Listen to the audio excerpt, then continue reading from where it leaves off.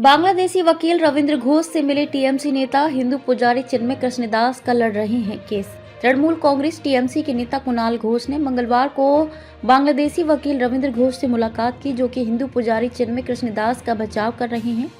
घोष ने पश्चिम बंगाल के उत्तर 24 परगना जिले के बैरकपुर में रविंद्र घोष के घर पर उनसे मुलाकात की। आपको बता दें कि रविंद्र घोष बैरकपुर में इलाज करवा रहे हैं। वे 15 दिसंबर को भारत पहुंचे थे। उनके वापस आने पर परिवार के सदस्यों ने राहत की सांस ली है।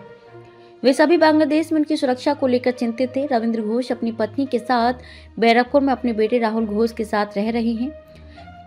टीएमसी के पूर्व राज्यसभा सांसद कुणाल घोष ने बांग्लादेशी वकील से वादा किया कि वह पश्चिम बंगाल की मुख्यमंत्री ममता बनर्जी से मिलने का उनका अनुरोध उचित स्तर पर पहुंचाएंगे। कुणाल घोष ने कहा, उन्हें अपनी सरकार पर दबाव डालना चाहिए ताकि बांग्लादेश में अल्पसंख्यकों पर हो रहे अत्याचारों का अंत हो सके। उन्होंने बंगाल बीजेपी पर हमला करते हुए कहा, क्या यहाँ के बीजेपी नेताओं ने दास की रिहाई के लिए केंद्रीय नेतृत्व से संपर्क किया है? रविंद्र घोष ने कहा कि उन्होंने प्रधानमंत्री नरेंद्र मोदी को पत्र लिखा है।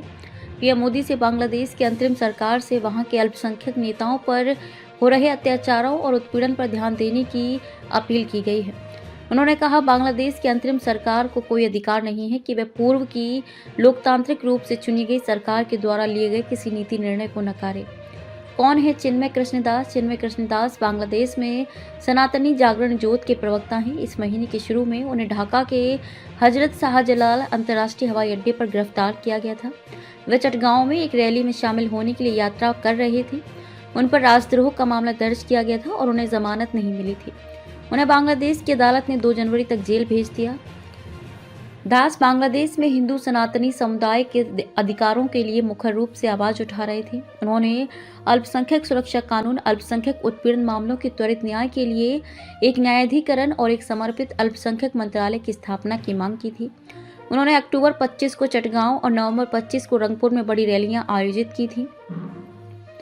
गिरफ्तारी क्यों हुई? चिन्मय कृष्णदास को अक्टूबर 30 को चटगांव में राजद्रोह के आरोप में गिरफ्तार किया गया था। ये विवाद तब हुआ जब 25 अक्टूबर को लल दीघी मैदान में एक रैली के दौरान बांग्लादेश के आधिकारिक ध्वज के ऊपर केसरिया ध्वज फहराया गया था।